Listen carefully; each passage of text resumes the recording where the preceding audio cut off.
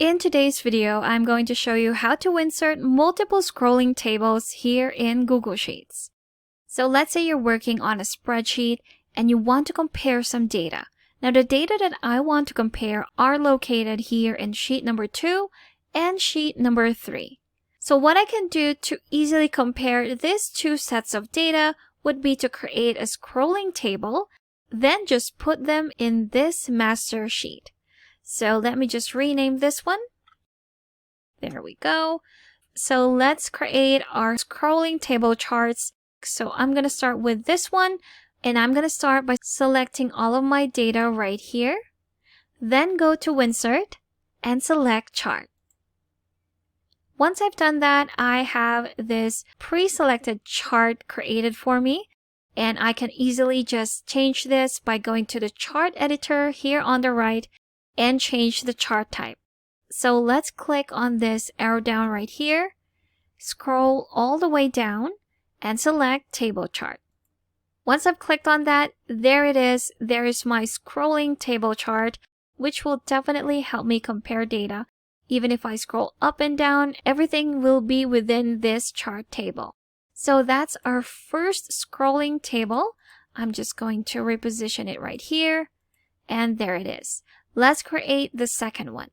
So here's my second data set, and again, I'm going to be doing the same. I'm going to select all of my data, go to Insert, and click on Chart. There is our pre-selected chart recommended for us, but again, that's not what we're going to use. Go back to the chart editor on the right, click on the arrow down with the chart type, scroll all the way down, and select Table Chart. And here it is. So again, just close that.